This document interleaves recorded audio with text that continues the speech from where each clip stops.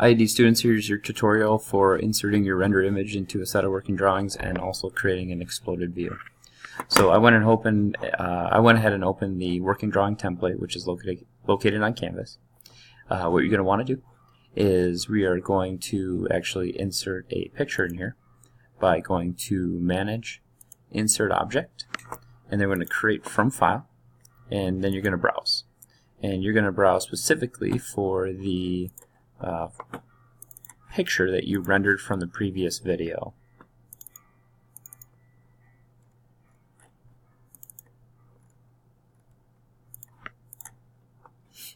So I'm going to go ahead and hit OK. I'm going to bring that in, and it's going to be really big, as you can see here.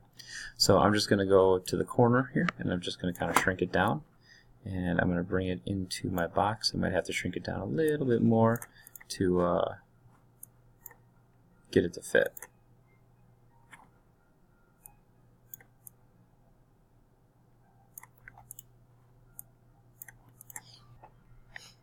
Okay, so let's see here. We're actually going to go ahead and, since we don't need any of this title block information down here, we're going to delete it, and then I'll see about filling this up just a bit more. There we go. Get my rendered image in there. So now my rendered image is stated there. Now what I'm going to do is I'm going to go up to Place Views and select New Sheet, and my new sheet does show up. So what I'm going to do now is I need to bring in a title block. So I'm going to bring in the WTHS IED title block, and I'm just going to go ahead and hit OK.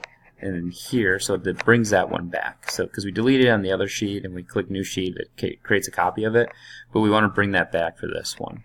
So now within Sheet 2, we are going to bring in an exploded view once we create it. So I'm going to go up to New, Standard.IPN, and I'm going to hit Create. It's going to ask me to bring in a assembly, so I'm going to bring in the assembly of my drawing here. And now with this, I'm going to kind of get rid of some of this stuff. I'm going to start to explode this out. So I'm going to go like everything I have here. So I'm going to go to Tweak Component, and I'm going to start to grab these components and move them away. So I'll show you a few, I'll pause it, I'll finish the rest of it, then we'll come back. So how you use Tweak Components is I'm going to click on a component, for example, the crank, and I get a few different places I can pull it from. I want to pull it away, like I would be kind of the opposite of putting it on, so that'd be this arrow, and I'm just going to grab it and I'm going to pull it out like this. I feel good with where it is, so I'm going to hit the check mark, Tweak Component again. I'm going to grab this bushing, and I'm going to grab this arrow and bring the bushing out. And you can see I'm getting close to the crank, but none of these overlap, so that's my goal. Tweak Component, grab this other bushing. I'll move this one maybe way out here. We might have to even zoom out a bit. Hit OK. Now I will tweak the axle. Bring the axle out. Looks good.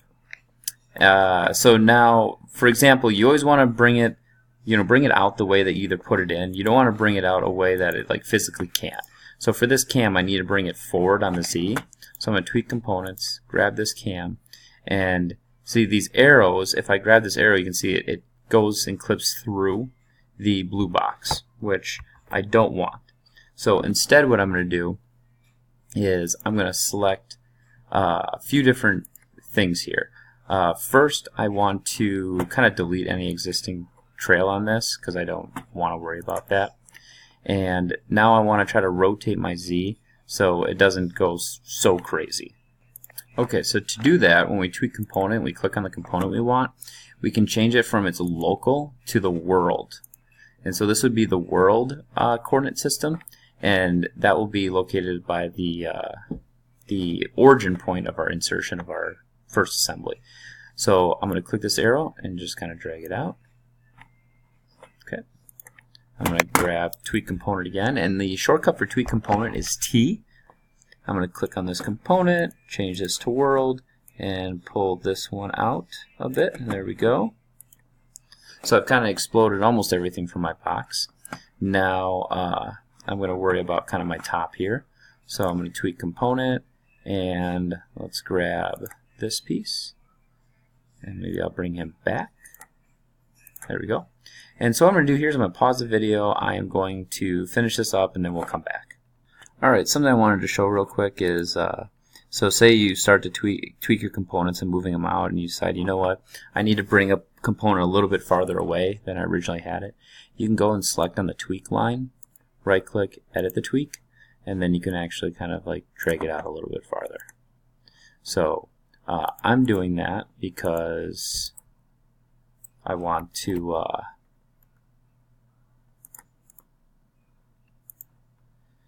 explode the right side of my object. So I'm going to edit a few of these, and then I can bring this side out. So you can see here, if I bring it out like this, I don't quite see everything I want, which is fine. But I'm just going to tweak a few components. You don't have to tweak the entire box or explode the entire box, but you can get a good representation of it, so it kind of looks right. So there I have kind of my exploded view of my box, and if I wanted to, I could actually play all the way back, and it will show it coming apart. You can speed this up, you can make this a little bit faster, that kind of deal. But it gives you a nice animation of it all coming apart. So now that I have this, I'm going to go ahead and save this into my folder. I'm going to call this my presentation.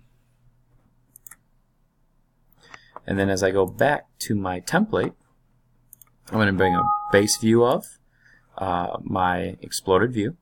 And it says that my exploded view did not have a view attached to it. So it automatically created one for me. And if, again, yours doesn't have that, you can always go back here and you can create a new snapshot here. Because sometimes people accidentally click new snapshot when it's not fully constrained, and your views will show up here. And it can be view 1, 2, 3, 4, whatever it is. And then inside the dialog box of the exploded view, you can change the views. So I'm going to go ahead and shade this. I forgot to shade it, so that's just double clicking on this, and you can change the style to shaded. Now that we have this, I'm going to go ahead and under annotate, I'm going to start to balloon in my parts. If you have parts that are the same, obviously do not balloon them twice. So I'm going to have to zoom in here a little bit, and I will balloon the bushing first. It'll ask me for properties. This is fine. You can go ahead and hit OK. It'll want to create a view. That's fine. So I'm just going to go ahead and get some parts in. These cams are different. Let's do one crank. We've got the base and the wheels. Here's the arm. So I'm going to go through and I'm going to finish this, and we'll come back.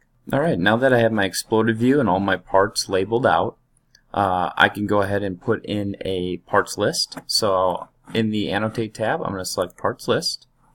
And it says select the view, so I'm just going to go out and click the view. It finds it. Direction to wrap table is fine. I'm going to hit OK, and this is going to be a big one. So you're going to click here, and you can see it's going to bring it and get in front of stuff here. We're going to actually edit this parts list down to make it a little bit smaller and get rid of this description box, and that might give us enough room. If not, we'll have to tweak some of our letters here. So we're going to right click. We're going to edit our parts list. And on the left-hand side, we're going to go column chooser. We're going to select description under selected properties, and we're going to remove it. We go ahead and hit OK, apply, OK. And when we do that, you can see here that if we still do have some issues with some things overlapping. So what we can do is there is a way to split the table. I just got to figure out how we're going to split it. Okay, so to actually split the table, you're going to put your cursor where you see that little four-headed arrow, and I'm going to go somewhere right in the middle and say right on axle bushing or whatever your middle part is. You're going to right-click, table, split. That'll create two tables. So I'm just going to grab this table and I'm going to move it up, and this table I will move it up, and oh, I still got some interference here, so I could probably adjust this by just bringing down this line and bringing that down. And there we go. So I have a lot of parts on this thing, so I have 2 parts list. It just split it, and it's easy to see, no problem. Next, I'm just going to double check my name, file name, date, the scale, and the period, the sheet. So the scale and the period need to be filled in. So I'm going to go to the field text, and actually before I do that, I'm going to double check my scale is 1/4. So I'm going to edit the field text, and under scale, I'm going to go 1:4, and the period for me, NA, you'll put 1, 2, or 5, 6, 7. So I'm going to hit OK. Everything's filled in. I have my rendered image here. I have my exploded view there. I am good to go. Next, what you can do is save this document. You then can export this as a PDF and turn it in. So under File, Export, PDF. You can save this as a PDF. We're going to call this your Automata working drawings. Select options, and you want to export all sheets because there's 2 sheets. You're going to hit OK and save that, and it's going to create a PDF, portable document format, in which you can then turn into Canvas. That's it.